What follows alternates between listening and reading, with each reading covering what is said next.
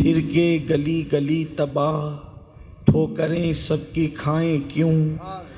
پھر کے گلی گلی تباہ ٹھوکریں سب کی کھائیں کیوں؟ دل کو جو عقل دے خدا تیری گلی سے جائیں کیوں؟ رخصت قافلہ کا شور گش سے ہمیں اٹھائے کیوں؟ سوتے ہیں ان کے سائے میں کوئی ہمیں جگائے کیوں؟ غفلت شیخ و شاب پر ہنستے ہیں طفل شیر خوار، کرنے کو گدگدی ابس آنے لگی بہائی کیوں؟ میرے پیارے آقا صلی اللہ تعالیٰ علیہ وسلم کے پیارے دیوانوں، آج کی یہ محفل جس عنوان کے ساتھ مخصوص ہے، اس کی مناسبت سے میں نے قرآن مقدس کی آیہ کریمہ کی تلاوت کا شرف حاصل کیا ہے۔ میرا اللہ اس کے متعلق مجھے حق کہنے اور آپ تمامی خواتین و حضرات کو حق سن کر اس پر عمل کرنے اور اسے عام کرنے کی توفیق عطا فرمائے۔ حضور سیدی بابا تاج الدین رحمۃ اللہ تعالی علیہ کے دیار میں ایک مرتبہ پھر میری آپ سے ملاقات ہو رہی ہے۔ اللہ تبارک و تعالیٰ اس ملاقات کو بھی شرف قبولیت عطا فرمائے۔ آج جس عنوان کے حوالے سے آپ نے مجھے پابند کیا ہے، آپ نے اشتہارات کے ذریعے سے عنوان سنا ہوگا، پڑھا ہوگا، تاریخ اسلام اور ہم۔ ظاہر سی بات ہے کہ یہ گویا کے دو حصے ہیں عنوان کے، ایک عنوان کے دو حصے ہیں، ایک تو اسلام کی تاریخ اور دوسرا ہم۔ میرے پیارے آقا صلی اللہ علیہ وسلم کے پیارے دیوانوں، ظاہر سی بات ہے کہ اسلام کی تاریخ کو بیان کرنے کے لیے ایک بہت بڑا وقت چاہیے اور وقت میں بڑی گنجائش بھی چاہیے، لیکن نہ وقت میں اتنی گنجائش ہے کہ ہم بہت تفصیلی کوئی گفتگو کر سکیں، اس لیے کہ میرے بعد بھی خطیب کو آپ کو سننا ہے۔ لیکن اللہ کی توفیق سے وقت میں جتنی گنجائش ہوئی، ہم پہلے جائزہ لیتے ہیں کہ اسلام کی تاریخ کیا ہے۔ ظاہر سی بات ہے، پہلے ہمیں یہ سمجھنا ہوگا کہ تاریخ کسے کہتے ہیں۔ مورخین کے نزدیک تاریخ کا وجود یہ ہے کہ گمشدہ کڑیاں انسان اپنے ماضی کی اپنے ذوق کے مطابق اس کو جوڑتا ہے، اسی کو تاریخ کہتے ہیں۔ دوسرے مذاہب کی تاریخ آپ کو مکمل طور پر نہیں ملے گی۔ یہ اسلام کی خصوصیت ہے کہ جس دن سے اللہ کے حبیب صلی اللہ علیہ وسلم نے نبوت کا اعلان فاران کی چوٹی سے کیا ہے، اس دن سے لے کر آج تک اسلام کی مکمل تاریخ ہماری نگاہوں کے سامنے ہے۔ صبح بھی ہمارے سامنے ہیں، شامیں بھی ہمارے سامنے ہیں، میدان جنگ بھی ہمارے سامنے ہیں، میدان امن بھی ہمارے سامنے ہیں۔ میرے پیارے آقا صلی اللہ علیہ وسلم کے دیوانوں، خوشی کے لمحات بھی ہمارے سامنے ہیں اور غم کی وہ کیفیتیں بھی ہمارے سامنے ہیں۔ اگر ہم اسلام کی تاریخ کے اوراق کو الٹتے چلے جائیں تو عقل دنگ رہتی ہے۔ کیا ایسے قدسی صفات لوگ بھی اس روئے زمین پر آئے تھے کہ جن کے نقوش پا کو دنیا اس وقت بھی ڈھونڈ رہی ہے، دنیا اس وقت بھی تلاش کر رہی ہے، اور دنیا اس وقت تک کامیاب ہو نہیں سکتی جب تک کہ ان کے نقش پا کو تلاش نہ کر لیا جائے۔ میرے پیارے آقا صلی اللہ علیہ وسلم کے پیارے دیوانوں، اسلام کی تاریخ بڑی خوبصورت تاریخ ہے، لیکن افسوس جو قومیں اپنے ماضی کی تاریخ کو بھلا دیتی ہے، پھر اس قوم کو بھی صفحہ ہستی سے مٹا دیا جاتا ہے، اس قوم کو بھی بھلا دیا جاتا ہے۔ اور جو قوم اپنی اسلاف کی تاریخ کو یاد رکھتی ہے، پھر اس قوم کو ایک زندہ قوم کی حیثیت سے مانا جاتا ہے۔ اس قوم کی پھر آنے والی نسلیں جو ہے، ماضی کے ان خطوط کو یا ماضی کی ان عمارتوں کے ذریعے سے مستقبل کی ترقی کے حوالے سے وہ منصوبہ تیار کرتی ہے۔ میرے پیارے آقا صلی اللہ علیہ وسلم کے پیارے دیوانوں، ہماری تاریخ کیا ہے؟ اگر ہم مذہب کے میدان میں اپنی تاریخ دیکھیں تو مذہب ہمارا جو ہے، یہ مذہب اللہ تبارک و تعالیٰ نے کسی اور کو عطا نہیں فرمایا، جو مذہب اللہ نے پسندیدہ ہمیں عطا فرمایا۔ قرآن کہتا ہے ان الدین عند اللہ الاسلام، بے شک اللہ کے نزدیک دین اسلام ہی ہے۔ اللہ تبارک و تعالیٰ نے دین اسلام کو پسند کیا ہے۔ اللہ اکبر۔ تو مسلمانوں کی جو تاریخ ہے وہ کیا ہے؟ ہم نے سیاست بھی کی ہے، ہم نے تجارت بھی کی ہے، ہم نے ملکوں پر جو ہے حکومت بھی کی ہے، ہم نے جہاں بانی کا انداز بھی لوگوں کو دیا ہے۔ علم کے میدان میں مسلمانوں کی تاریخ ہے، دولت کمانے کے میدان میں مسلمانوں کی تاریخ ہے۔ آئیے تھوڑا تھوڑا جائزہ لیتے ہیں۔ خدمت خلق کے معاملے میں مسلمانوں کی تاریخ ہے۔ میرے پیارے آقا صلی اللہ علیہ وسلم کے پیارے دیوانوں، اگر مذہب پر عمل کرنے کی ہماری تاریخ دیکھی جائے تو ہم مذہب کے معاملے میں کتنے پختہ تھے، کتنے مضبوط تھے۔ اپنی گفتگو کو آگے بڑھانے سے پہلے ایک بات میں چھوٹی سی ایک آرٹیکل چھپا ہوا ہے اور اس کو میں نے پڑھا اور اپنے الفاظ کے جامع میں اس کو پیش کرنا چاہتا ہوں تاکہ آپ کو پتہ چلے کہ مذہب کے معاملے میں مسلمان کتنا پختہ تھا اور پختگی کی وجہ سے اس کو برکتیں کتنی نصیب تھی۔ میرے آقا صلی اللہ علیہ وسلم کے دیوانوں، ایک دیہاتی ایک شہر میں سفر کر کے جاتا ہے اور جب وہ دیہاتی سفر کر کے جو ہے وہ شہر میں پہنچتا ہے تو اس نے کیا دیکھا کہ وہاں پر فٹ بال کھیلا جا رہا ہے، یعنی ایک گیند ہوتی ہے جس کو لوگ اپنے پیر سے مارتے ہیں، اس کو فٹ بال کہتے ہیں۔ میرے پیارے آقا صلی اللہ علیہ وسلم کے دیوانوں، گیند تھی بڑی خوبصورت، دیہاتی نے وہ جو مجمع لگا ہوا تھا ان کو ہٹا کر کے آگے جانے کی کوشش کی اور اس کے بعد وہ حیرت زدہ تھا، آخر اس گیند کا قصور کیا ہے کہ اس کو سب اپنے پیروں سے مارتے ہیں۔ گیند اڑ کر میدان کے باہر جاتی ہے تو بھی لوگ اس کو اٹھا کر کے لاتے ہیں، یعنی اگر وہ گیند اڑ کر کے باہر چلی جائے تو لوگ کھیل ختم نہیں کر دیتے بلکہ وہ گیند کو اٹھا کر لاتے ہیں اور اپنے پیروں سے مارتے ہیں۔ وہ حیران تھا، آخر اتنا خوبصورت گیند ہے، اس کے اندر کیا قصور ہے، عیب کیا ہے کہ لوگ اس کو اپنے پیروں سے مار رہے ہیں۔ پیچھے سے ایک دانشور کا ہاتھ اس کے کندھے پر جاتا ہے اور دیہاتی کے کندھے کو دباتا ہے۔ دیہاتی مڑ کر کے اس دانشور کو دیکھتا ہے اور دیکھنے کے بعد بڑی معصومیت سے سوال کرتا ہے، یہ بتائیں اس گیند کا قصور کیا ہے جو اس کو بہت پیروں سے مارا جا رہا ہے، اس کو جو ہے وہ پیر مارے جا رہے ہیں، یہ اڑ کر کے باہر جاتا ہے تو بھی لوگ اس کو اٹھا کر کے لاتے ہیں۔ تو اس وقت اس دانشور نے اس کی عقل کے مطابق جواب دیا، اس لیے کہ گفتگو عقلوں کے مطابق ہونی چاہیے۔ میرے پیارے آقا صلی اللہ علیہ وسلم کے دیوانوں، دانشور جواب دیتا ہے، بیٹے تو اس بات پر حیران ہے کہ اس کو آخر مارا کیوں جا رہا ہے، اس کو لاتیں کیوں ماری جا رہی ہے تو بڑا خوبصورت، ہے تو بڑا قیمتی، لیکن اس کے باوجود بھی مارنے کی وجہ کیا ہے؟ میرے پیارے آقا صلی اللہ علیہ وسلم کے پیارے دیوانوں، اس دانشور نے کہا مارنے کی وجہ یہ ہے کہ یہ گیند اوپر سے تو بڑا خوبصورت ہے مگر گیند اندر سے خالی ہے، اس لیے لوگ اس کو پیر مار رہے ہیں اور اس کو گیم کا نام دے رہے ہیں۔ میرے پیارے آقا صلی اللہ علیہ وسلم کے دیوانوں، آج پوری دنیا کے اندر مسلمان لوگوں کے قدموں میں ہیں، لوگ مسلمانوں کو پیروں میں رکھے ہوئے ہیں، لوگ مسلمانوں کو پیروں سے کچل رہے ہیں، سیاست کے معاملے میں بھی کچل رہے ہیں، معیشت کے معاملے میں بھی کچل رہے ہیں، تہذیب کے معاملے میں بھی کچل رہے ہیں، ثقافت کے معاملے میں بھی کچل رہے ہیں، ہر معاملے میں کچلے جا رہے ہو۔ شاید یہ قصور جو گیند کا تھا وہی قصور ہمارا ہے کہ گیند اندر سے خالی ہے، اس لیے لوگ اس کو پیر مار رہے ہیں۔ مسلمان بھی اندر سے خالی ہو گیا ہے، الا ماشاءاللہ۔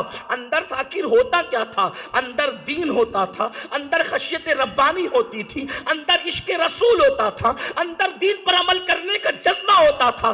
جب تک مسلمان عشق مصطفیٰ اور خشیت ربانی کے حوالے سے اندر سے بھرا ہوا تھا، کوئی تمہیں پیر مارنے کی جرات کرنا تو دور کی بات، آنکھ اٹھا کر دیکھنے کی بھی جرات نہیں کر سکتا تھا۔ میرے پیارے آقا علیہ السلام کے دیوانوں، مسلمانوں کی کیفیت یہ تھی کہ بحر ظلمات میں دوڑا دینے والی قوم کو مسلمان کہتے ہیں، اللہ اکبر، ساحلوں پہ کشتیاں جلانے والی قوم کو مسلمان کہتے ہیں، سمندروں کا سینہ چیرنے کی طاقت رکھنے والی قوم کو مسلمان کہتے ہیں، ذروں کو سینہ چیر کر کے اللہ اکبر اس کو چمکانے والی قوم کو مسلمان کہتے ہیں، لوگوں کو تہذیب، تمدن، کلچر اور ثقافت دینے والی قوم کو مسلمان کہتے ہیں۔ لوگ کھانے کا طریقہ بھی نہیں جانتے تھے، جس نے قوموں کو کھانے کا سلیقہ سکھایا ہے اسے قوم مسلم کہتے ہیں، جس نے ایجوکیشن کا انداز دیا ہے اسے قوم مسلم کہتے ہیں، جس نے اخلاق عطا کیے ہیں اسے قوم مسلم کہتے ہیں،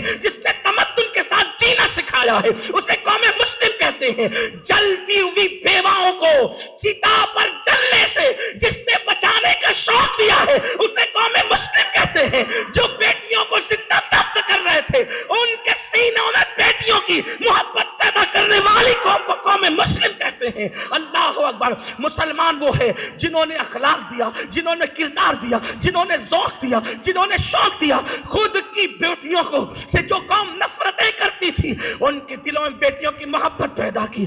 یتیموں کو منحوس سمجھنے والوں کو یتیموں پہ رحم کرنے کا جذبہ کس نے دیا ہے تو وہ قوم مسلم نے دیا ہے. میرے پیارے آقا علیہ السلام کے دیوانوں, بھول گئے ہو اپنی تاریخ کو اور دشمن نے تمہارے ساتھ سازش کی ہے کہ تم ہیروں کی زندگی تو یاد رکھو لیکن تم اپنی تاریخ یاد نہ رکھ سکو, تمہیں اپنا وہ جو ہے وہ ماضی یاد نہ رہنے پائے. اللہ اکبر. تو ہم دین کے حوالے سے کتنے باغیرت تھے, اندر سے خالی ہو گئے ہو.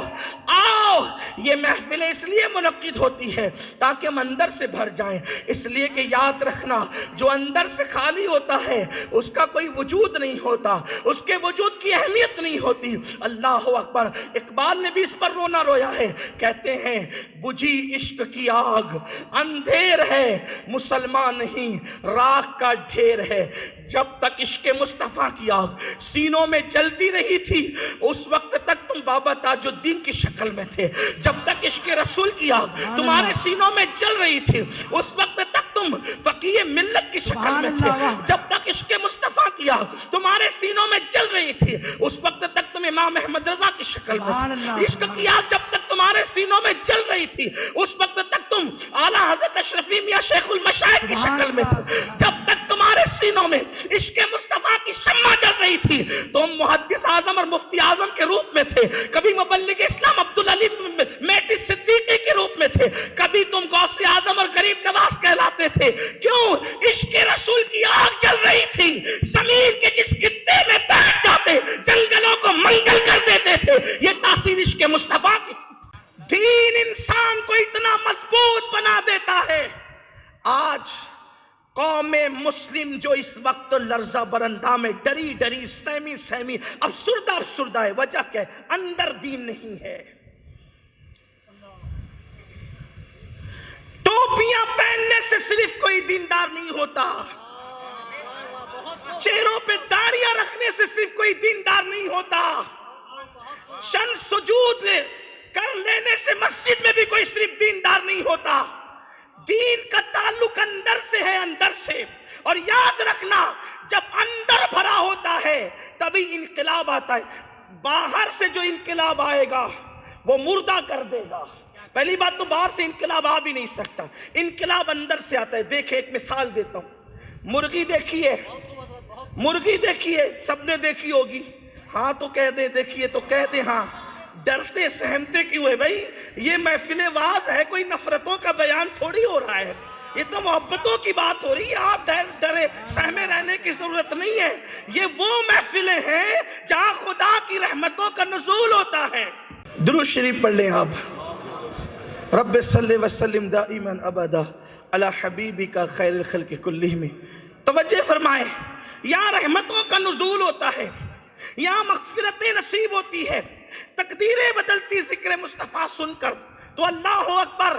آپ نے مرغی دیکھی ہے, مرغی چند دنوں تک جب انڈے پر بیٹھتی ہے تو اس وقت اس انڈے کے اندر بچے پیدا ہو جائیں. یہ میرے اللہ کی شان ہے.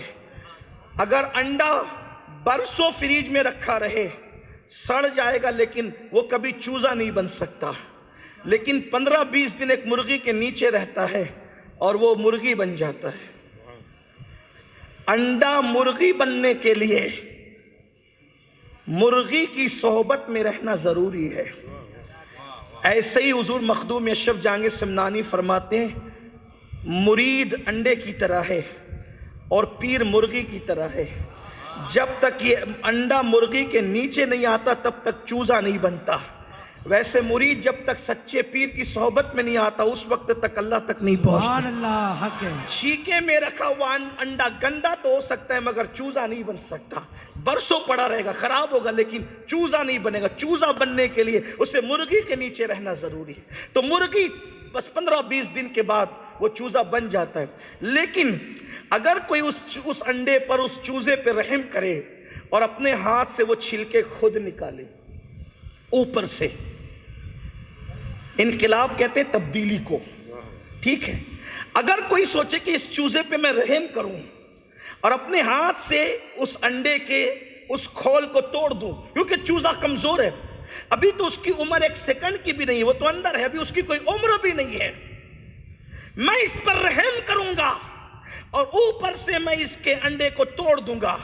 سچ کہنا مرغی پالنے والوں، اگر نہیں پالا ہے تو پال کے دیکھ لینا، لیکن جو ماہرین ہیں مرغیوں کے اور اس علم کے، ان علوم کے، ان سے پوچھو، اگر وہ اپنے ہاتھ سے انڈا توڑے گا تو اندر کا چوزا زندہ نہیں رہے گا بلکہ مر جائے گا.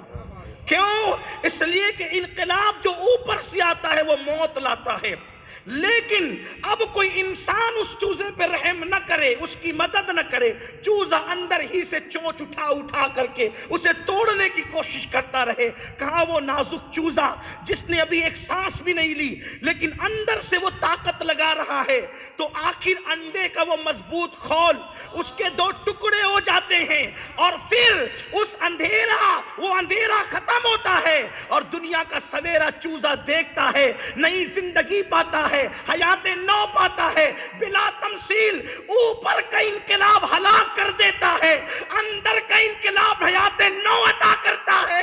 اندر اپنا دین سے آباد کر لو، وہ انقلاب آئے گا کہ دنیا کی کوئی قوم تمہارے سامنے ٹک نہیں سکتی.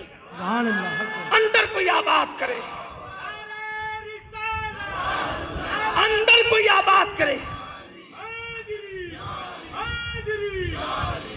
میرے عزیز، اگر اندر عشق اور سوز سے آباد ہو جائے تو اللہ مٹی اور پتھر میں بھی جان پیدا کر دیتا. اگر اندر سوز و محبت پیدا ہو جائے تو مٹی اور پتھر میں بھی جان پیدا ہوتی ہے. آپ سے پوچھنا چاہتا ہوں، ہندوستان میں عمارتیں تو ہزاروں لاکھوں کروڑوں کی تعداد میں ہیں، لیکن کوئی عمارت دیکھنے کے لیے کوئی جاتا ہے؟ آپ کے ناگپور میں کتنی عمارتیں بنی ہیں، لیکن کیا کوئی اس کو سفر کر کے دیکھنے جاتا ہے؟ مگر ایک عمارت ایسی ہے ہندوستان میں جسے تاج محل کہتے ہیں، اس کے لیے لوگ انگلستان سے بھی سفر کر کے آتے ہیں، یورپ کے ملکوں سے سفر کر کے آتے ہیں صرف اس کو دیکھنے کے لیے. میں پوچھتا ہوں اس کی خصوصیت کیا ہے؟ خصوصیت بہت ساری ہے، لیکن بڑی خصوصیت میری نگاہ میں یہ ہے کہ وہ عمارت بنی ہے صرف سوز و محبت کی بنیاد پر. نادان اگر اپنے جیسے کسی انسان کی محبت و سوز میں عمارت بن جائے تو وہ عمارت میں اتنی کشش اور جان پیدا ہو جاتی ہے کہ وہ انگلستان والوں کو بھی کھینچ رہی ہے، وہ یورپ والوں کو بھی کھینچ رہی ہے، وہ ہندوستان کے لوگوں کو بھی کھینچ رہی ہے. محبت کے اندر سوچو، جب بیوی کی محبت میں یہ کشش ہے تو اللہ کے محبوب کی محبت میں کشش کا عالم کیا ہے؟ سبحان اللہ، سبحان اللہ. بات یہ ہے کہ ہم نے اپنے اندرون کو آباد نہیں کیا ہے، ہم نے صرف، بڑی معذرت کے ساتھ جو ہے، میری بات کا کوئی غلط مفہوم مت لینا ناگپور والوں، میرے بات کا مفہوم مخالف مراد مت لینا،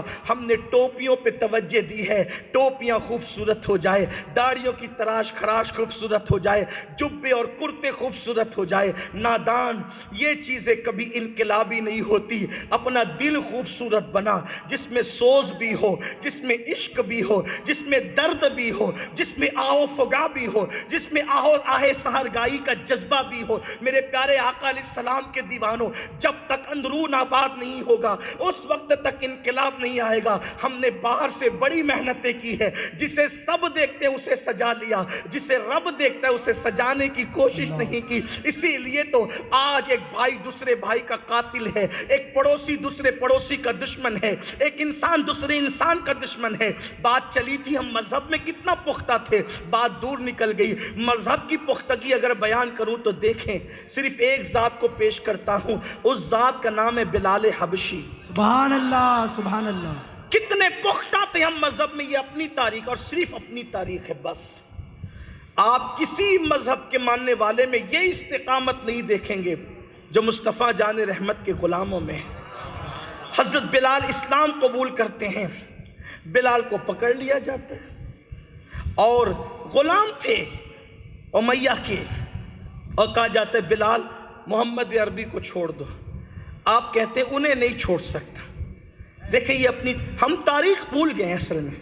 بڑا احسان کیا جلسے والوں نے، حضرت مفتی صاحب نے اور ہمارے کیا نام ہے اب ساجد بھائی، بڑا اچھا کام ہو رہا ہے، اجتماعی شادیاں ہیں، ختنہ وغیرہ ہے، اچھا کام ہو رہا ہے. اللہ تعالیٰ قبول کرے اپنے حبیب کے صدقے میں.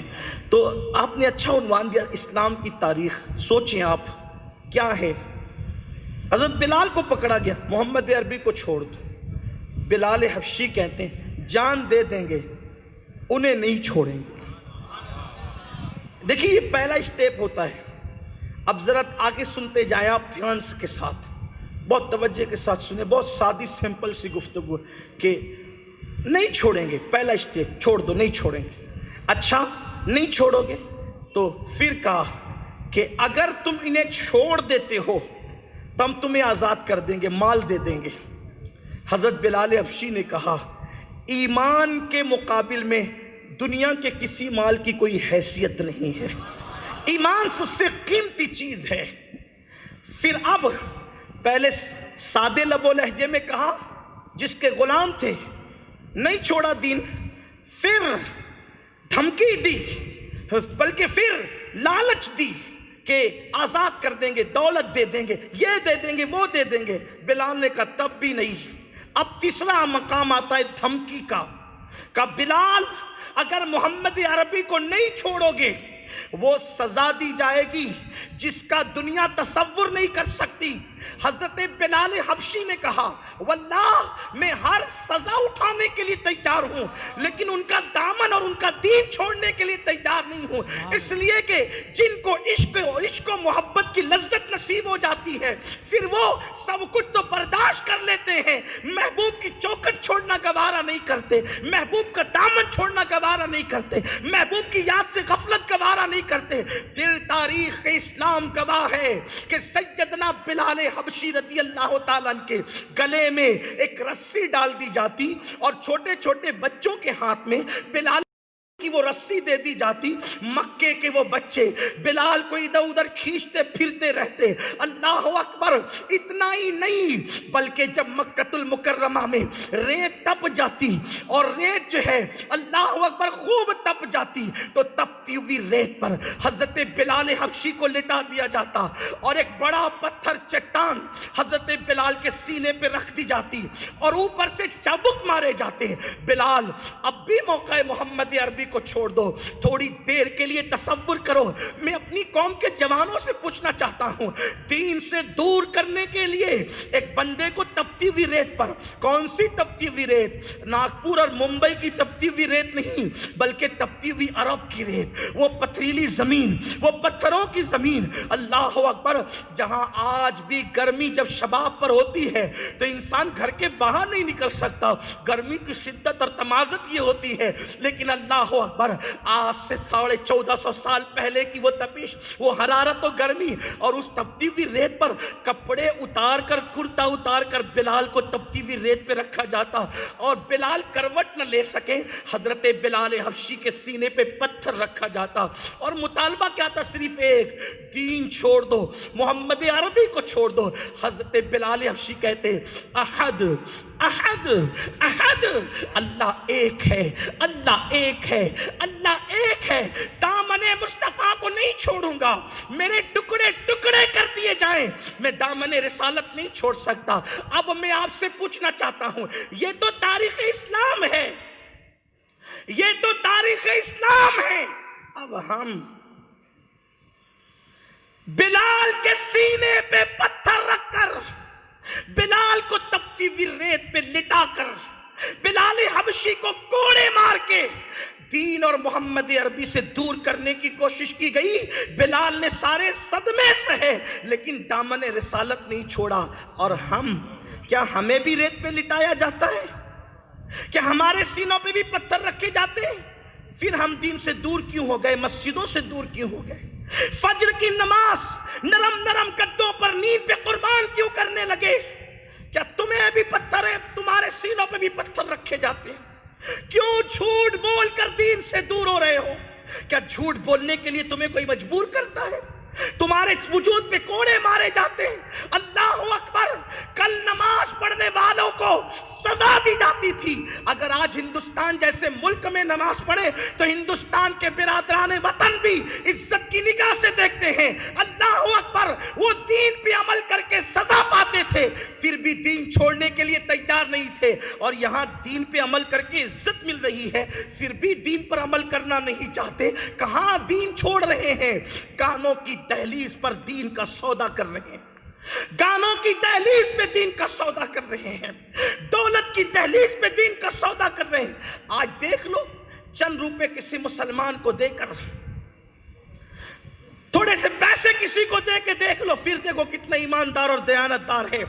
जबकि अल्लाह के रसूल अलैहिस्सलाम ने फरमाया, अला ला ईमान लिमन ला अमानत लह, और कमा क़ाल सल्लल्लाहु अलैहि वसल्लम, आगाह हो जाओ, जिसके पास अमानत नहीं है, यानी जो अमीन नहीं है, जो अमानत का ख्याल नहीं करता, हुजूर फरमाते उसका ईमान नहीं है।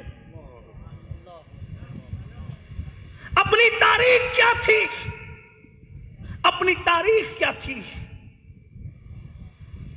बिलाल हबशी को रेत पर लिटाकर, बल्कि कभी अंगारों पे लिटाकर दीन से दूर किया जा रहा था। दीन से दूर होने के लिए तैयार न थे।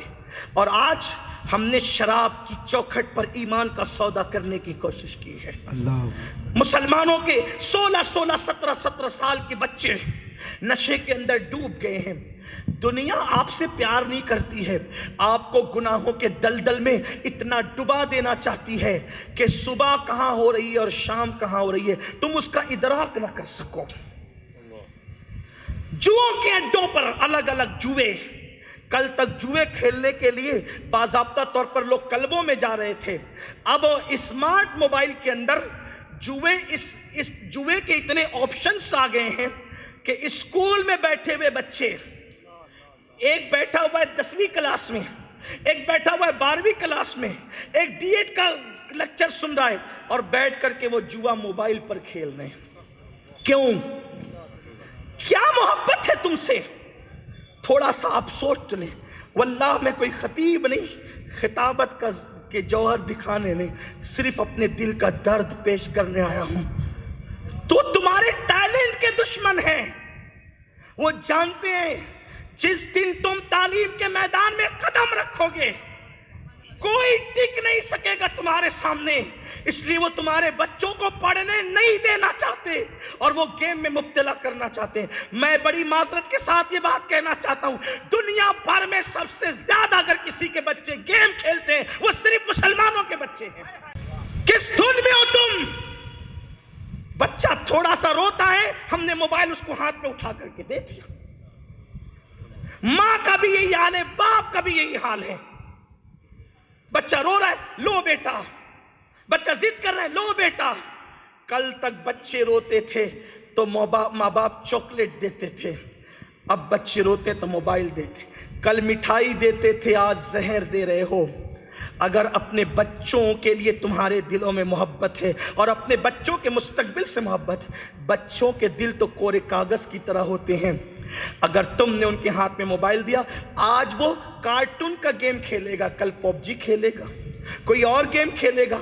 मौत वाक़ई हो रही है, पागलपन के केसेस बढ़ते जा रहे हैं। ये गेम की नहूसत है और ये सब कुछ इसलिए हो रहा है, उन्हें पता है, दुनिया को पता है तुम्हारे पास कोई संजीदगी नहीं है औलाद को लेकर, तुम्हारे पास औलाद को लेकर कोई संजीदगी नहीं है। बाप दिन भर कमाता है, शाम को घर आता है, या तो टीवी का मुंह पकड़ के बैठ जाता है या तो दोस्तों के साथ घूमने चला जाता है।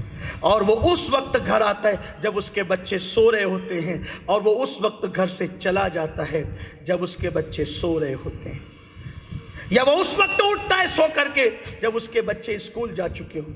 ये हमारी जिंदगी है। बच्चे कौम का मुस्तकबिल है, बच्चे हमारा मुस्तकबिल है, रोशन मुस्तकबिल है। जो कौमें अपने बच्चों की सही तरबियत करती है, उस कौम के बच्चे पूरी कौम को उरूज और तरक्की पर ले जाते हैं। और जो कौम अपने बच्चों को सिर्फ खिलाने पिलाने की हद तक रखती है, वो कौम के बच्चे कौम के लिए आर बन जाते हैं। आपसे पूछना चाहता हूं, अकीदत अपनी जगह है, लेकिन आइए थोड़ी सी हकीकत भी देखें। کیا آپ نے کسی ماں کا ایسا بیٹا بھی دیکھا ہے کہ جو نیزے پر شہادت کے بعد قرآن سناتا ہے؟ سبحان اللہ سبحان اللہ. آپ نے کسی ماں کا آپ تاریخ بتائیں نا، آپ تاریخ بتائیں. دوست و دشمن سب اس میں متفق ہے کہ ایک ذات نے نیزے پہ قرآن سنایا، کٹے ہوئے سر نے نیزے پہ قرآن سنایا. وہ قرآن سنانے والا کوئی اور نہیں تھا، وہ نواس رسول امام حسین تھے، جو بیٹے ہیں علی مرتضی باب مدینۃ العلم کے، بیٹے ہیں بی بی زہرا سیدہ فاطمۃ الزہرا کے، بھائی امام حسن کے. میرے پیارے آقا علیہ السلام کے دیوانوں، کسی ماں کے بیٹے نے نیزے پہ قرآن نہیں سنایا. فاطمہ کا بیٹا نیزے پہ قرآن کیوں سناتا ہے؟ اس لیے کہ جس ماں کا بیٹا خانقاہ میں قرآن سیکھتا ہے، مدرسے میں قرآن سیکھتا ہے، مسجد میں قرآن سیکھتا ہے، وہ منبر و محراب پہ قرآن پڑھتا ہے. جس کی ماں لوریاں دے کر قرآن سناتی ہے، اس کا بیٹا نیزے پہ قرآن سناتا ہے. نعرہ تکبیر، نعرہ رسالت، فیضان امام حسین. یہ ماں کی تربیت ہے. کیا تربیت کے لیے ہم بھی کوئی وقت نکال رہے ہیں؟ یہ صرف تمہارے بچے نہیں بلکہ اللہ کی امانت ہے. اگر تم نے اپنے بچوں کا خیال نہیں کیا، ان کی تربیت کا خیال نہیں کیا، آنے والا دور بے پناہ بھیانک ہوگا، بڑا دردناک ہوگا. درود شریف پڑھنے آپ. رب صلی وسلم دائما ابدا علی حبیبک خیر الخلق کلہم صلاۃ و سلام علیک یا جد الحسن والحسین. اب آپ دیکھیں، آج ہم جو ہے وہ اپنے بچوں پر پہلی تو تربیت دینے پر ہم نے کوئی توجہ نہیں کی، کوئی توجہ نہیں کی. ماں کے پاس بھی ٹائم نہیں ہے، ماں سیریل دیکھ رہی ہے اور باپ گیا ہوا ہے کاروبار کے حوالے سے، کوئی ٹائم اس نے نہیں دینا. پھر اس کے بعد لوگ یہ کہتے ہیں مولانا ہم کیسے اپنے بچوں کو کیسے پڑھائیں، کیسے تعلیم کیسے دیں، ایجوکیشن کے قریب کیسے لے جائیں. ہم غریب لوگ ہیں، ہم غریب ہیں، مفلس ہیں، کیسے پڑھائیں؟ آج تو تعلیم بڑی مہنگی ہے. دیکھو تعلیم ہر دور میں مہنگی رہی ہے. یہ جو آپ رونا روتے ہو نا کہ تعلیم بڑی مہنگی ہے، نہیں، ایسا نہیں ہے. آج کچھ زیادہ مہنگی ہو گئی ہے، لیکن کل بھی مہنگی تھی، کچھ کم مہنگی تھی. سستی تعلیم کبھی نہیں رہی ہے. اب آپ کہتے ہیں کہ مولانا ہمارے پاس جو ہے وہ خاص طور پہ اگر بہنیں یہاں موجود ہے، بہنیں مائیں موجود ہے، ان سے میں مخاطب ہوں خاص طور پہ. یاد رکھنا کہ آپ جتنی بھی بڑی بڑی ہستیوں کو دیکھ رہے ہیں، اکثر بڑی ہستیوں کی جب ہم زندگی دیکھتے ہیں تو وہ یتیم ہے باپ کے اعتبار سے اکثر. اور وہ یتیموں کو ان ماؤں نے کتنے حوصلے سے پڑھایا، ان یتیموں کو ان ماؤں نے کتنے حوصلے سے پڑھایا. اور آج ہم پڑھانا نہیں چاہتے. بڑی معذرت کے ساتھ یہ بات کہنا چاہتا ہوں، اللہ نے مسلمانوں کو دولت کم نہیں دی، دولت ہے آپ کے پاس، لیکن آپ اپنی دولت کو گٹکا کھا کر تھوکنے میں خرچ کرتے ہیں.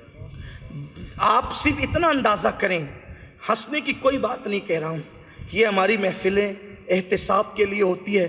مجھے بڑی تکلیف ہوتی ہے جب کوئی اللہ رسول کی بات سن کر یا قوم کی تباہی کی بات سن کر جن کے ہونٹوں پہ ہنسی آتی ہے، مجھے بہت تکلیف ہوتی ہے. میں اس پر بہت جو ہے وہ دل میرا ٹوٹتا ہے کہ ابھی میری قوم کو یہ بھی شعور نہ رہا کہ کس بات پہ ہنسنا چاہیے اور کس بات پہ آہیں کرنا چاہیے. ابھی اس قوم کو یہ بھی ہنسنے اور رونے کا مقام کہاں ہے یہ بھی میری قوم کو نہیں پتا. کہاں سبحان اللہ کہنا چاہیے، کہاں معاذ اللہ کہنا چاہیے، اس شعور سے بھی میری قوم دور ہو چکی ہے. کتنا افسوس کریں. تو عرض یہ کر رہا تھا کہ جتنا گٹکا کھا کر کے آپ تھوکتے ہیں، آپ صرف روزانہ اس کو کاؤنٹ کریں. اگر 5 روپے کی بھی کوئی پڑی آتی ہے، 10 روپے کی بھی آتی ہے، اور آپ صرف 5 پڑیاں کھا جاتے ہیں تو بھی روزانہ 50 روپے آپ صرف تھوک رہے ہیں. 50 روپے آپ تھوک رہے ہیں روزانہ. اور آپ یہ نہ سمجھیں میں نے کمایا ہے، مولوی کو کیا تکلیف ہے، میں نے کمایا ہے، اس سید کو کیا تکلیف ہے، میں نے کمایا، اس خطیب کو کیا تکلیف ہے. کمایا آپ نے ہے. اور اگر آپ معاذ اللہ اپنے آپ کو مسلمان نہیں سمجھتے، میں نے آپ سے کچھ نہیں کہنا. اور اگر آپ اپنے آپ کو مسلمان سمجھتے ہیں تو میرا اللہ قرآن میں کہتا ہے ان اللہ اشتری من المؤمنین انفسهم واموالهم بان لهم الجنہ. اللہ نے مومنوں کی جان کو اور ان کے مال کو جنت کے بدلے خرید لیا ہے، اب یہ مال تیرا نہیں ہے، اس کو تو نے اللہ کے ہاتھوں بیچ دیا ہے، یہ مال میرے اللہ کا ہے، اور اللہ سے محبت کا تقاضا مجھے مجبور کرتا ہے کہ جس مال کو تو نے اللہ کے ہاتھوں بیچ دیا ہے، اب تو گٹکا کھا کر کے اگر اس کو تھوک تھوک کر ضائع کر رہا ہے تو مجھے تکلیف تو ہوگی کہ یہ مال صرف تمہارا نہیں ہے، دیا تو اللہ نے ہے نا۔ اور بحیثیت مومن پھر آپ کہتے ہیں کہ اللہ نے بہت نوازا ہے، ہم تھوک دیں گے۔ یاد رکھنا ایک دن اللہ کی عدالت میں ضرور کھڑے ہوں گے، اور یہ جو گٹکا کھا کھا کر کے تھوک رہے ہو، سگریٹ پی پی کر کے اپنی دولت کو آگ لگا رہے ہو، اللہ رب العزت اس کے متعلق تم سے ضرور سوال کرے گا، کیونکہ قیامت کے سوالوں میں سے ایک سوال یہ بھی ہے، دولت کہاں سے کمائی تھی اور کہاں پہ خرچ کیا تھا؟ کمائی کہاں سے تھی یہ بھی پوچھا جائے گا، اور خرچ کہاں کیا تھا یہ بھی پوچھا جائے گا۔ زنا کے اڈوں پہ دولت خرچ کرنے والوں، شراب کے اڈوں پہ دولت خرچ کرنے والوں، جوئے میں دولت ہارنے جیتنے والوں، گٹکا اور سگریٹ پر اپنی دولت کو خرچ کرنے والوں، کیا جواب دو گے اللہ کی بارگاہ میں کہ کئی بیٹیاں مسلمانوں کی برقع پہن کر سگنلوں پہ بھیک مانگ رہی تھی، اور تم گٹکا کھا کھا کر روزانہ سینکڑوں اور مہینوں کے ہزاروں روپے تھوک رہے تھے، اپنی سگریٹ کے ذریعے سے اپنی دولت کو آگ لگا رہے تھے۔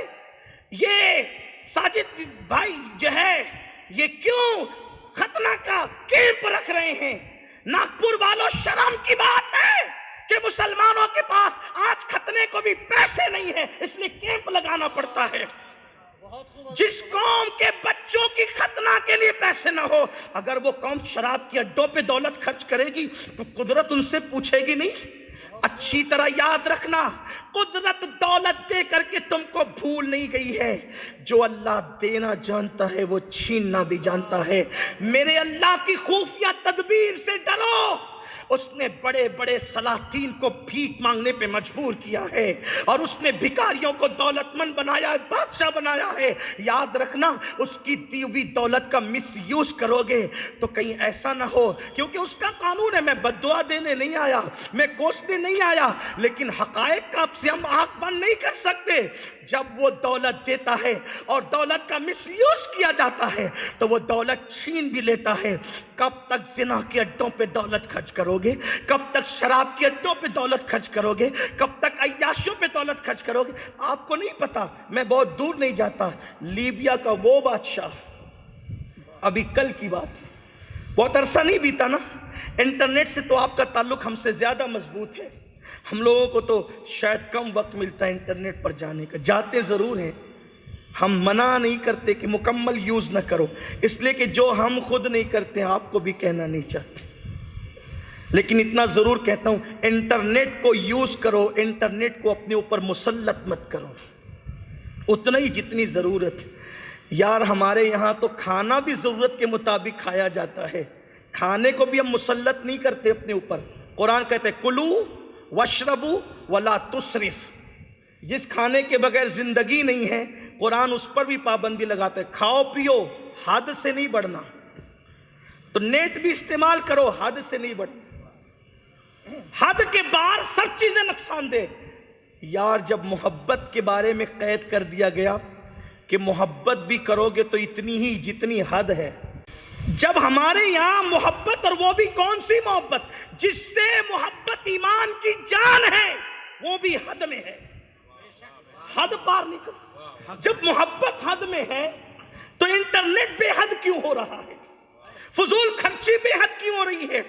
تو یہ لیبیا کا جو شہزادہ تھا، بادشاہ تھا، حال یہ تھا کہ اس نے باضابطہ طور پر جو عطر وہ استعمال کرتا تھا، اس عطر کے لیے اس نے الگ الگ کمپنیاں بنا رکھی تھی، اس کمپنی کا عطر اکیلا وہی یوز کرتا تھا، اس کے سوا کوئی نہیں کر سکتا تھا۔ ٹھیک، برطانیہ کے راستوں میں کوئی جو ہے وہ اپنی گاڑی کو جو رفتار انہوں نے متعین کیا ہے اس سے زیادہ وہ دوڑا نہیں سکتا تھا، لیکن یہ شخص وہ ہے جس نے برطانیہ کا قانون توڑا ہے، جس کا حال یہ تھا کہ بش جیسے لوگ اور برطانیہ کے ٹونی بلیئر جیسے لوگ اس کے دوست تھے، ان کی بیویوں کے ساتھ اس کے ہاتھ ملانے کے معاملات تھے، یہ سب کچھ تھا۔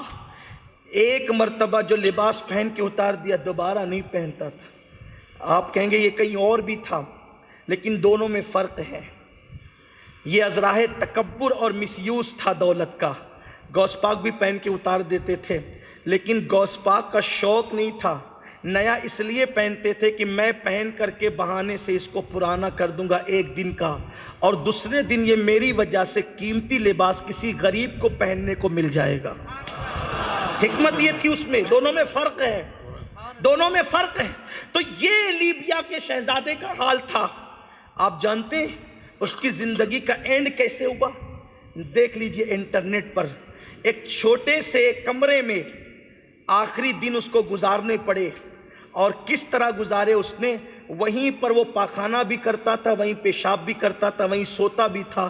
جب وہ گرفتار کیا گیا ہے تو اس کے وجود پر جو ہے ایک موٹا کپڑا تھا اور موٹا جبہ تھا، اور اس سے پاخانے کی بدبو آ رہی تھی، کیونکہ وہ وہیں اس کو سونا پڑتا تھا۔ یہ اس کی زندگی کا اینڈ ہے۔ 1450 سال 900 سال 1000 سال پہلے کے واقعات نہیں بیان کر رہا ہوں، یہ کل کی بات ہے، انٹرنیٹ پر موجود ہے۔ مطلب کیا؟ اللہ کی دی ہوئی دولت کا غلط استعمال کرو، یا تم کرو یا تمہاری بیویاں کرے یا تمہارے بچے کرے، قدرت دولت چھین لے گی۔ برکت کب دے گی؟ لَإِن شَكَرْتُمْ لَأَزِيدَنَّكُمْ۔ اللہ کی نعمت پہ جب تم شکر کرو گے، اور شکر کیا ہے؟ صرف الحمدللہ کہنا شکر نہیں ہے، شکر کے 3 درجے ہیں، زبان سے، عمل سے، دل سے۔ زبان الحمدللہ کہے، دل شاکر رہے، اور کردار اللہ کے ساتھ بے وفائی نہ کرے، اللہ کی نعمتوں کے ساتھ غداری نہ کرے۔ اس نے نعمت جہاں خرچ کرنے کا حکم دیا ہے وہیں پر نعمت کو خرچ کرے، دولت کو خرچ کرے، زندگی کو خرچ کرے۔ یہ ہے کردار کے ذریعے سے شکر۔ اب بتاؤ، زبان تو الحمدللہ کہتی ہے، دل کہتا نہیں پتہ نہیں، لیکن کردار تو الحمدللہ نہیں کہہ رہا ہے۔ مسجد میں دینے کی بات آئے گی تو کہتے ہیں مولانا بہت مندی ہے، مدرسوں میں دینے کی بات آئے گی، دین کی راہ میں بہت مندی ہے، لیکن جب بیٹے کی شادی کا خرچ کرنے کے لیے نکلیں گے تو بھول ہی جاتے کہ مندی بھی ہے۔ یہ حالات ہیں۔ تو میں عرض یہ کر رہا تھا، اللہ کی دی ہوئی دولت کا مس یوز مت کر۔ اللہ نے جتنی دولت ہمیں دی ہے میرے بھائیوں، بہت دولت اللہ نے دی ہے، لیکن ہم اس کو خرچ صحیح مقام پہ نہیں کر رہے ہیں۔ اور یہ دولت صرف اپنے لیے نہیں ہے، بلکہ ہماری کمائی ہوئی دولت قوم پہ خرچ کرنے کے لیے بھی ہے۔ آپ اپنے بچوں کی تعلیم کا سوچو تو دوسروں کی بچوں کے بھی تعلیم کا سوچو۔ ایجوکیشن پہ بہت توجہ دینے کی ضرورت ہے۔ تو میں یہ کہنے چلا تھا کہ اکثر بڑے بزرگان دین آپ دیکھیں گے کہ یتیم تھے باپ کے اعتبار سے، ان کی مائیں بڑی غریب تھی، پڑھایا کتنا؟ دیکھو سرکار غوث العظم دستگیر کی امی جب غوث پاک 18 سال کی عمر میں آئے، کہا امی مجھے جیلان میں میری تعلیم مکمل نہیں ہو سکتی، مجھے پڑھنے کے لیے جانا ہے بغداد۔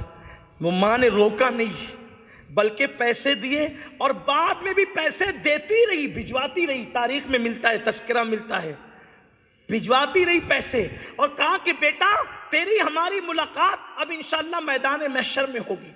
اور کتنا پڑھایا بیوہ ہونے کے باوجود، کہ سرکار غوث پاک کے دور میں ان سے بڑا کوئی عالم آپ کو نظر نہیں۔ سبحان اللہ، سبحان اللہ۔ حضرت محبوب الہی کو دیکھ لیں، محبوب الہی کی امی چرخہ کاٹتی تھی، چرخہ، اور چرخہ چلا کر کے آپ کی تعلیم کا انتظام کرتی تھی۔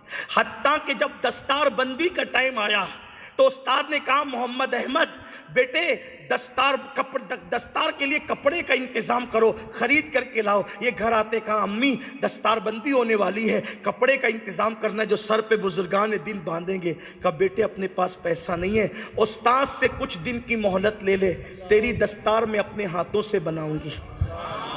اس غربت کے ماحول میں بھی ماؤں نے پڑھایا۔ صابر پاک کی امی کو دیکھ لیں، اسی طریقے سے مثال ملتی ہے۔ ہم کہتے ہیں غریب ہے غریب ہے، یہ سب ڈنڈورا مت پیٹو۔ آپ 3 ٹائم کھانے کی بجائے 1 ٹائم کھاؤ اور اپنے بچوں کو پڑھاؤ۔ 1 ٹائم کھانے کی بجائے آدھی روٹی کھاؤ، اپنے بچوں کو پڑھاؤ، اپنے بچوں کو ٹائم دو۔ اور ایک بات یاد رکھنا، یہ بہت بہت بڑا حادثہ ہے۔ بچے جب بچے ہوتے ہیں تو ان کے لیے سب کچھ ماں باپ ہوتے ہیں، وہ ہمیشہ چپکتے ہیں ماں باپ ہی سے، آپ نے دیکھا ہوگا، لیکن بچپنے میں ہم ان کو قریب نہیں کرتے، ان کو پھر ماں باپ سے بچپنے ہی سے دور رہنے کی عادت ہو جاتی ہے۔ پھر وہ دیکھتے کہ میرا باپ مجھے ٹائم نہیں دیتا، امی بھی ٹائم نہیں دیتی، تو پھر وہ اپنا کوئی محب، کوئی دوست، کوئی غمگسار خود ہی تلاش کرتے ہیں، یا اچھا ہو یا برا ہو، پھر وہ انہی کے ساتھ ہو جاتے ہیں۔ بچپنے میں بچوں کو ہماری ضرورت تھی، ہم نے ان کو قریب نہیں کیا، اور جب ہم بوڑھے ہو جاتے ہیں تب بچوں کی ضرورت ہمیں ہوتی ہے۔ اب بوڑھا باپ اور ماں سوچتے ہیں میرا بچہ آ کر کے بیٹھے، جب وہ بیٹھنے آ رہا تھا تو آپ نے اس کو بیٹھنے نہ دیا، اور اب آپ انتظار کر رہے وہ آنے کے لیے تیار نہیں، قصوروار آپ ہیں۔ اتنا بڑا قصور مت کرو کہ لمحوں کے گناہوں نے صدیوں کی سزا پائی کہ مصداق ہو جائے۔ اپنے بچوں کو ٹائم دو، تو ٹیلنٹ، ہمارے بچوں کا جو ٹیلنٹ ہے نا، اس سے بڑی تکلیف ہے اگیار کو، اس لیے الگ گیم ہمارے درمیان، نشاور چیزیں ہمارے درمیان، ماں باپ سے بغاوتوں کی سیریل ہمارے درمیان۔ آئیے تو یہ حادثہ ہمارے ساتھ ہے۔ دوسری چیز دیکھو ہم کس طریقے سے خدمت خلق کے معاملے میں ہماری تاریخ کیا تھی، خدمت خلق کے معاملے میں ہماری تاریخ کیا تھی، اسلامی تاریخ۔ بس ایک دو باتیں، ایک باتیں لیں گے اور آگے بڑھیں گے۔ مجھے پتہ ہے عنوان بڑا وسیع ہے، ٹائم اتنا وسیع نہیں ہے، لیکن اللہ برکت دے، میں بات جلدی آگے بڑھوں۔ اللہ کے رسول نے دنیا سے تشریف لے گئے، حضور نے کوچ فرمایا دنیا سے بظاہر، اور رسول اللہ کے پہلے خلیفہ اور جانشین سیدنا ابو بکر صدیق مصلی امامت پر اور جو ہے وہ خلافت کی کرسی پہ بٹھائے گئے۔ صحابہ کے امام ہیں، صدیق اکبر صحابہ کے امام ہے، امام الصحابہ ہیں صدیق اکبر، اور صدیق اکبر سارے صحابہ میں سب سے افضل ہے۔ سبحان اللہ، سبحان اللہ۔ الحمدللہ ہمارا کوئی عقیدہ ایسا نہیں ہے کہ ہم اپنے عقائد کے معاملے میں یا رافضیوں سے صلح کرتے ہو یا تفضیلیوں سے صلح کرتے ہو۔ ہمارا عقیدہ وہی ہے جو ہمارے بزرگوں کا عقیدہ ہے۔ ہم صدیق اکبر کو صحابہ کا امام مانتے ہیں، اور مولا کائنات بھی مانتے ہیں۔ مولا علی فرماتے ہیں جس کو رسول اللہ نے ہمارے دین کے لیے پسند کر لیا، یعنی مصلی پہ کھڑا کیا، ہم نے اس کو اپنی دنیا کے لیے پسند کیا۔ سبحان اللہ۔ صحابہ کے امام ہے، صدیق اکبر ہے، پھر فاروق اعظم ہے، پھر عثمان غنی ہے۔ حضور علیہ الصلوۃ والتسلیم کی خلافت الگ ترتیب ہے، اور چوتھے خلیفہ مومنوں کے مولا مشکل کشا علی مرتضیٰ ہیں۔ سبحان اللہ، سبحان اللہ۔ ہمارے یہاں ایک ترتیب ہے۔ ہم اسی طرح فرشتوں میں بھی جو ہے وہ افضلیت کے قائل ہیں۔ رسول ملائکہ سارے فرشتوں میں افضل ہے، اور رسول ملائکہ کو غیر رسول مخلوق پر فضیلت حاصل ہے۔ فرشتوں کی توہین کو ہم کفر سمجھتے ہیں، کی توہین کو ہم کفر سمجھتے ہیں۔ کسی فرشتے کی ادنا سی توہین نہیں کی جا سکتی، یہ ہمارا مسلک ہے۔ کیوں؟ اس لیے کہ جبریل کوئی معمولی ذات نہیں ہے، جبریل وحی لانے والا فرشتہ ہے، اور ان کی تعظیم ہم پہ لازم ہے۔ اور میرے امام نے مگر جبریل کی شان بیان کرتے ہوئے یوں بھی کہا ہے کہ تیرے در کا دربان، سبحان اللہ، تیرے در کا درباں ہے جبریل اعظم، تیرا مدح خواہ ہر رسول و ولی۔ سبحان اللہ، حق ہے، حق ہے۔ بہرحال فرشتوں کی تعظیم ہم پر لازم ہے، صحابہ کی تعظیم لازم ہے، اور انبیاء کی تعظیم لازم ہے، اور ہمارا پورا مذہب و مسلک ہی تعظیم سے بھرپور ہے۔ بے شک حق ہے۔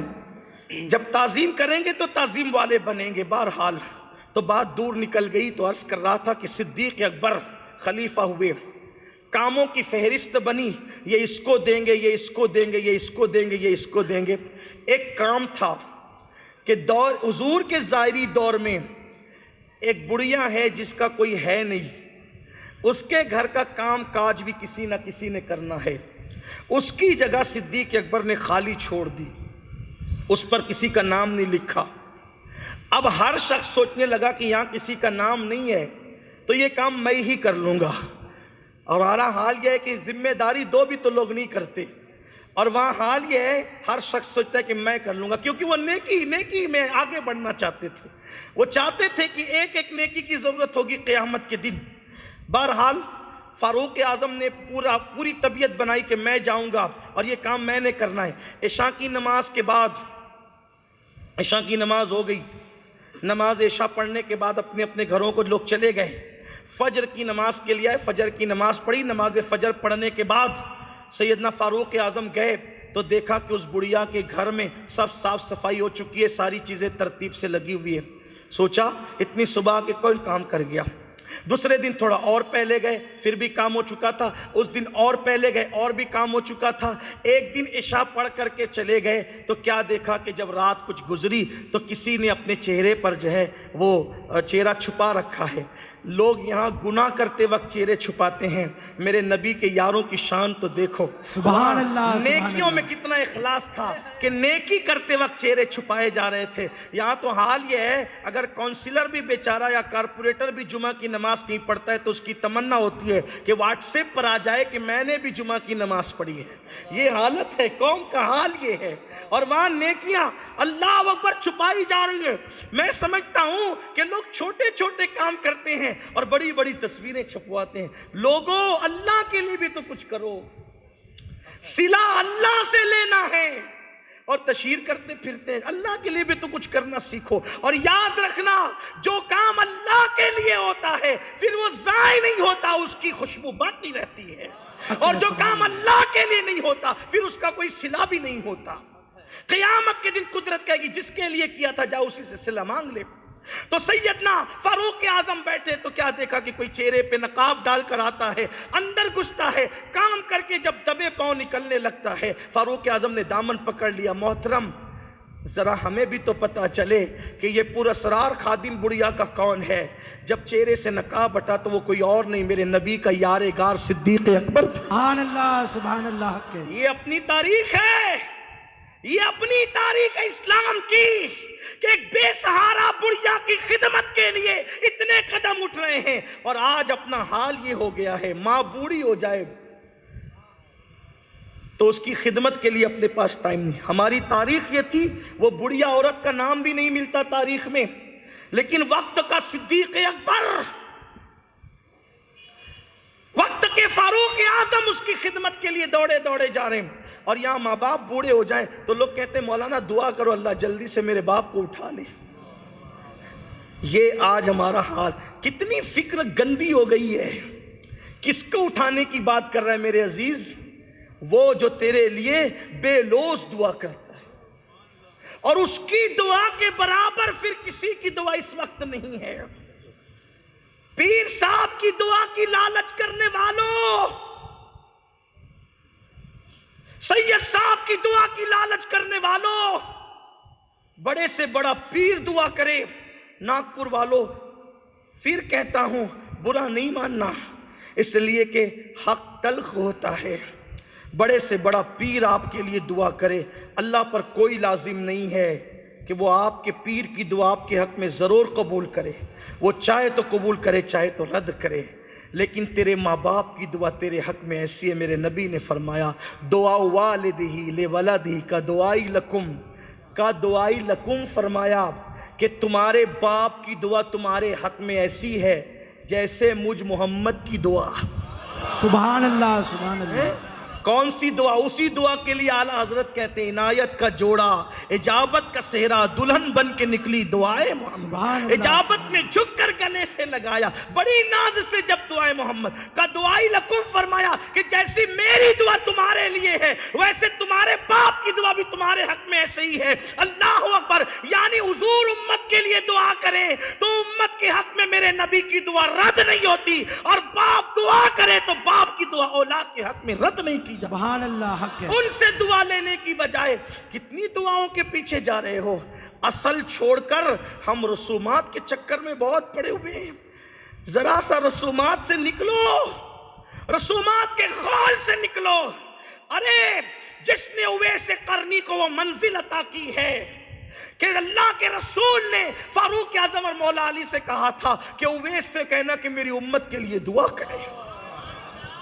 جانے دعا جس کو دعا کا حکم دے رہا ہے. پوچھا گیا تھا یا رسول اللہ یہ اویس کی کیا خاصیت ہے کہ اس سے دعا کروائی جا رہی امت کے لیے؟ فرمایا میرے عشق میں ماں کا وفادار ہو گیا ہے، قدرت نے یہ منصب عطا کر دیا ہے. سبحان اللہ سبحان اللہ. بوڑھے ماں باپ کو بیوی کے کہنے پہ ڈانٹا جاتا ہے، بچوں کے مطالبات تو پورے ہوتے ہیں. چھوٹے سے بچے نے کہہ دیا ابو آتے آتے یہ لے کر آنا، تو 50 بار سوچتے میرے بیٹے نے کہا ہے، باپ نے بھی کہا تھا ذرا اس کا بھی کوئی خیال ہے، ماں نے بھی کہا تھا ذرا اس کا بھی خیال ہے.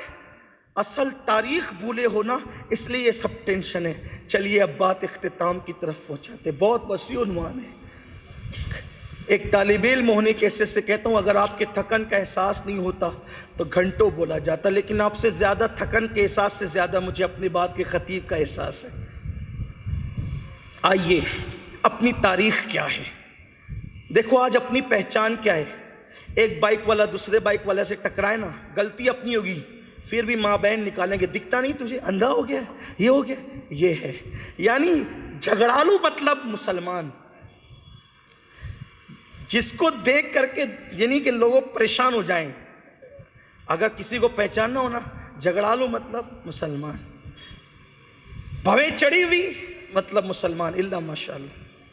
اپنی غلطی پہ دوسرے کو دوشی ٹھہرانے والا مسلمان، بے مروتی کا اظہار کرنے والا مسلمان.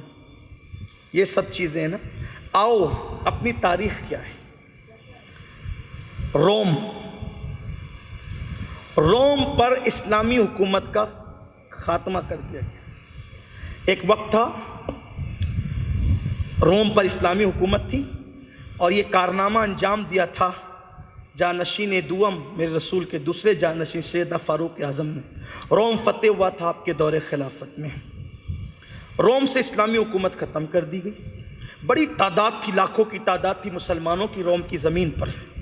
اب ہوا یہ کہ رومی جو عیسائی تھے مسلمانوں کو پکڑ پکڑ کر قتل کر رہے تھے. انہیں قتل کرو. اس وقت کے علماء نے یہ مشورہ دیا مسلمانوں کو حلیہ بدلو اور جان بچانے کے لیے جلدی جلدی روم سے باہر نکلو. جو بھی صورتحال ہو سکتی تھی اس دور کی، حلیہ بدلو. اب ذرا دھیان دینا، عیسائیوں نے دیکھا کہ مسلمان عیسائیوں جیسا لباس پہن کر، کوٹ پینٹ پہن کر اپنی جو مخصوص شناخت ہے اس کو تھوڑی دیر کے لیے تبدیل کر کے روم سے نکل رہے ہیں. پادریوں کی میٹنگ کی گئی، کہا کہ یہ حلیہ ہمارے جیسا بنا کر بھاگ رہے ہیں جان بچا کر، اور ہمیں ان کو قتل کرنا ہے، ان کی نسل ختم کرنا ہے. کیسے پہچانے کہ عیسائی کون ہے مسلمان کو؟ عیسائی اور مسلمان میں فرق کیسے کریں؟ تو ایک بہت بڑا جو ان کا پادری تھا، اس پادری نے مشورہ دیا ایک کام کرو، ایک بندے کے ہاتھ اور پیر کاٹ کر اس کو تڑپتا ہوا دروازے پہ چھوڑ دو اور اس سے کہنا کہ وہ ہر جانے والے کو کہے پانی پلاؤ، پانی پلاؤ، پانی پلاؤ.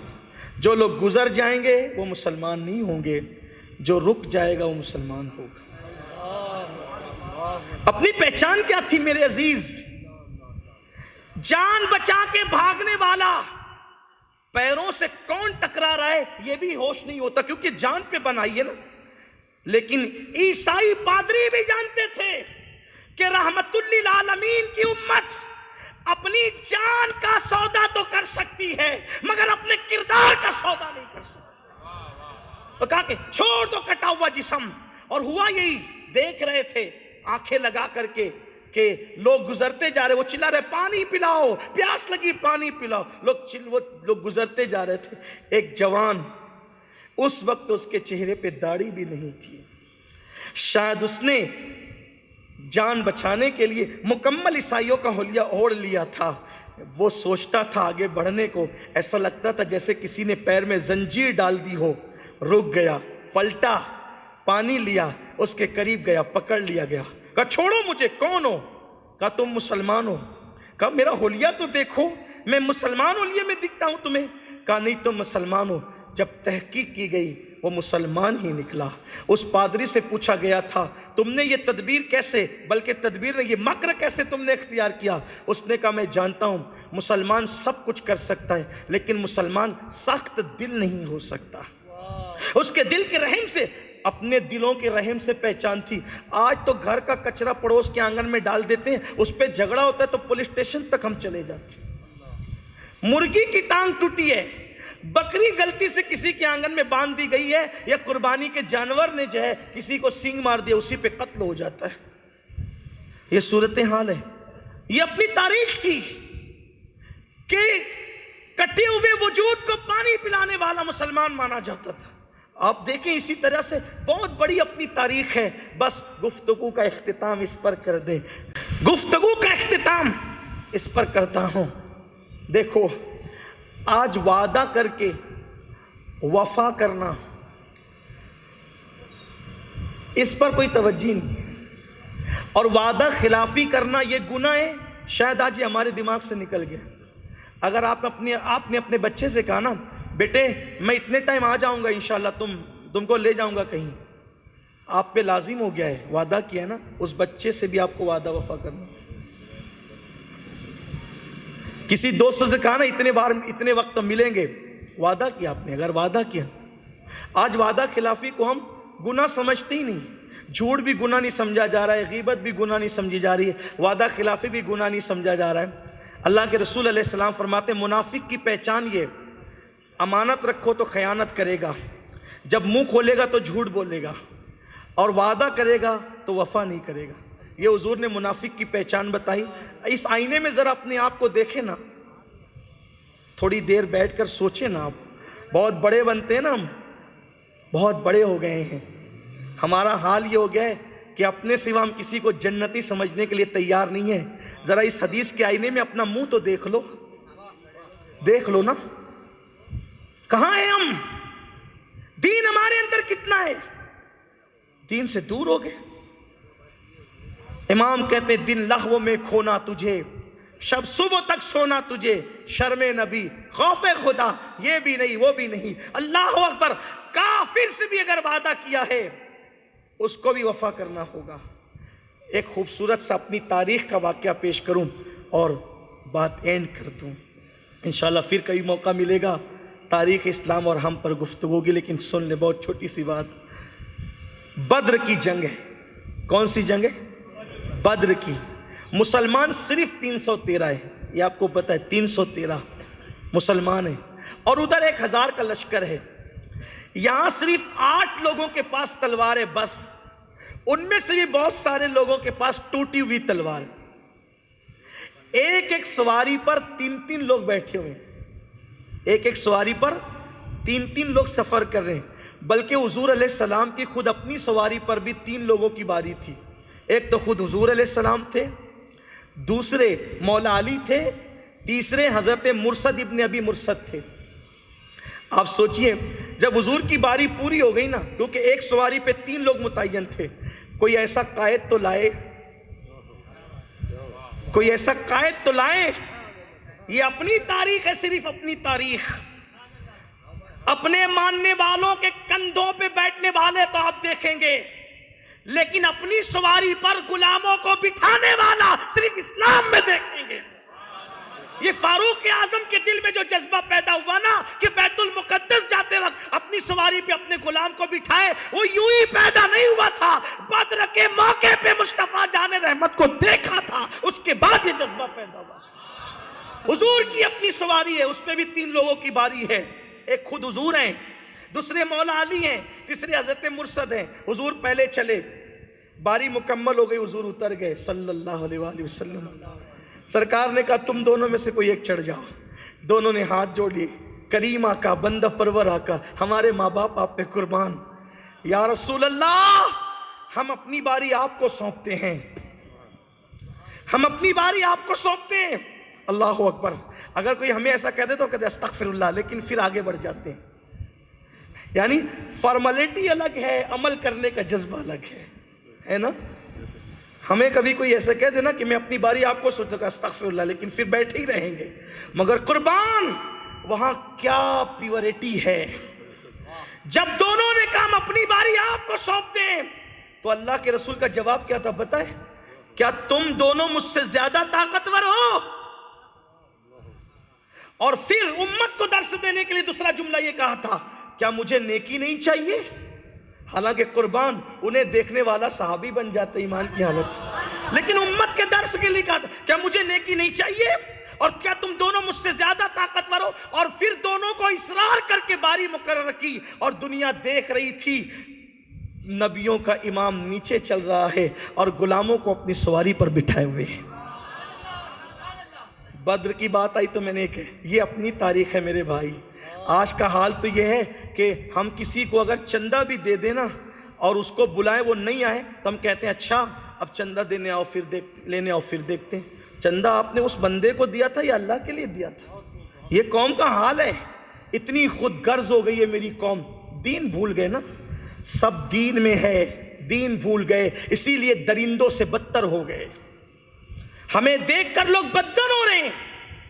آؤ دین پر عمل کرو، کتابوں والے دین کو لوگ اس سے آنکھیں چرا سکیں گے، لیکن اگر تم دیندار ہم دیندار بن گئے لوگ اس سے تھوڑی آنکھیں بند کریں۔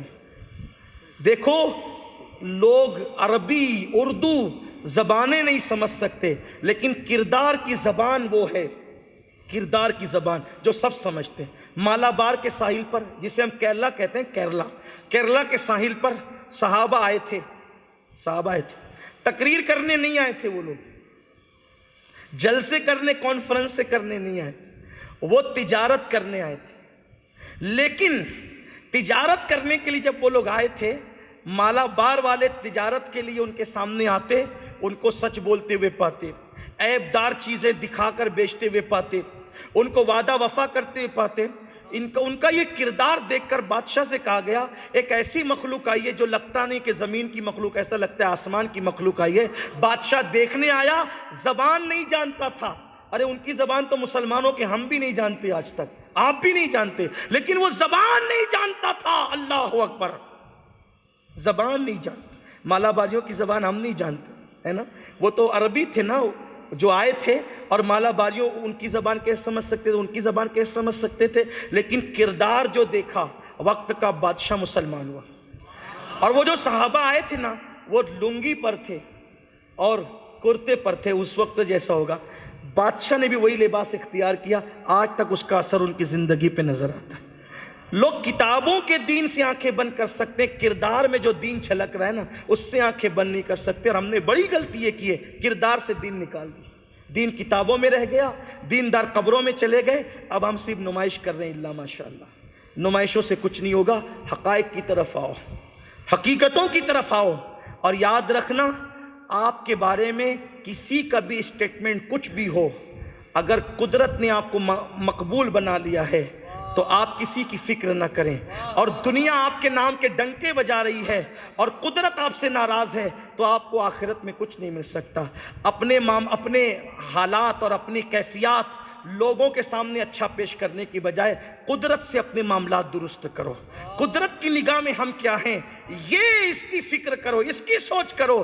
دنیا کی زبانیں تو بدلتی رہتی ہے، آج کسی کے بارے میں کچھ کہہ دیا تو کل کسی کے بارے میں کچھ ہے، لیکن قدرت جسے اپنا بنا لیتی ہے پھر اس کی بات ہی جدا ہوتی ہے۔ اس لیے قدرت کے وفادار بننے کی کوشش کرو، اپنے اندر دین پیدا کرنے کی کوشش کرو۔ تو بات وہ اختتام کو پہنچ رہی تھی، بیچ میں بات نکل آئی، اس کے لیے معذرت چاہتا ہوں۔ 313 مسلمان، 8 لوگوں کے پاس تلوار ہے، ٹوٹی ہوئی تلوار ہے، زنگ آلود تلوار ہے۔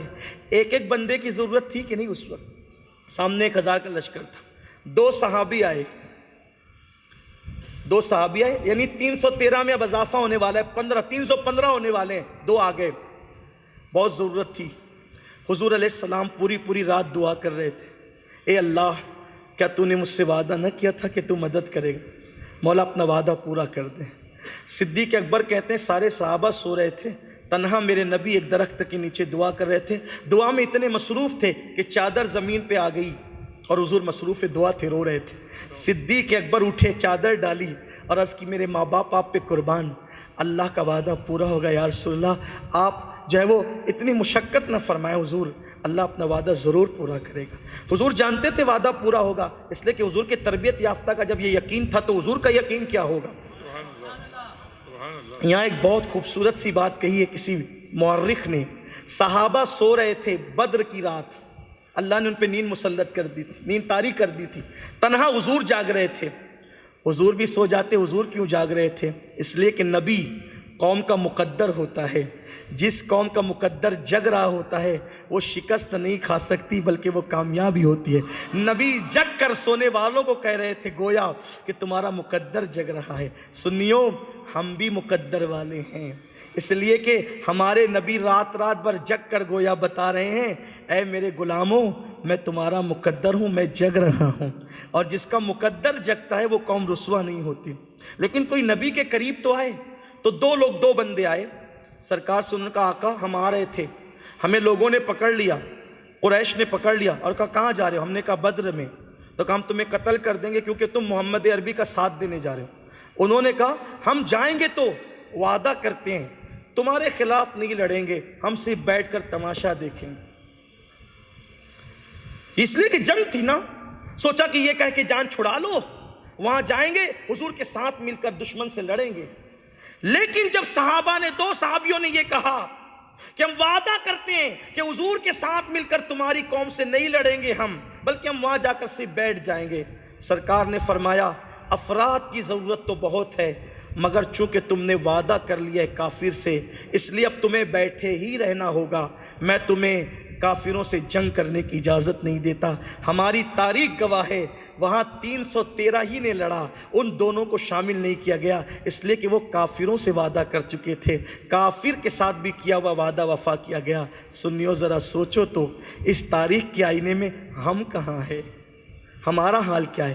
آئیے اس پر عمل کریں، تاریخ پڑھیں، اس پر عمل کریں، اور یہ محنت اس سرزمین پر جن علماء نے کی ہے ان علماء کے سرخیل کو فقیہ ملت مفتی عبدالرشید رحمۃ اللہ علیہ کی، سبحان اللہ سبحان اللہ، فقیہ اعظم مفتی عبدالرشید رحمۃ اللہ علیہ کے نام نامی اسم گرامی سے انہیں جانا اور پہچانا جاتا ہے۔ ناگپور کو تاج پور جنہوں نے بنایا ہے،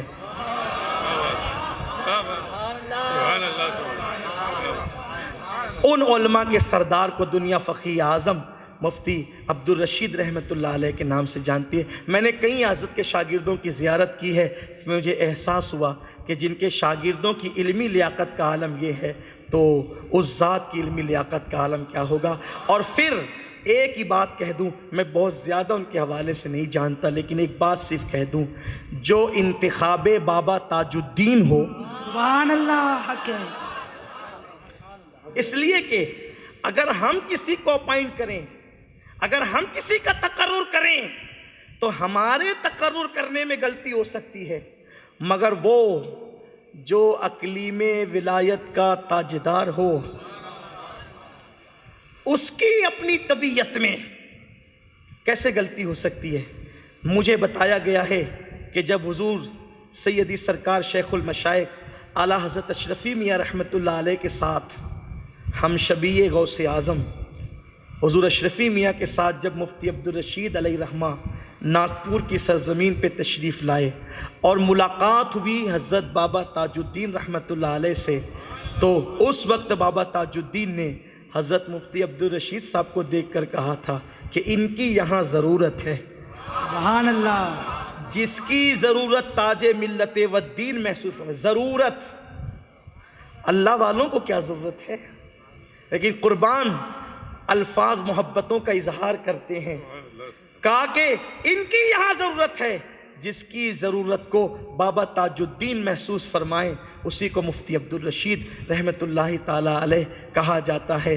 اللہ تعالیٰ ان کے مزار پر رحمت و نور کی برسات فرمائیں، اور اللہ تعالیٰ ان کے فیض و برکات سے ہم سب کو مالا مال فرمائیں، اور اس طرح کے کام اجتماعی شادیوں کے اور خدمت خلق کے کام ہونے چاہیے۔ آپ سب اس میں آگے بڑھیے۔ میں مبارکباد پیش کرتا ہوں پوری کمیٹی کو، ساجد بھائی کو بھی۔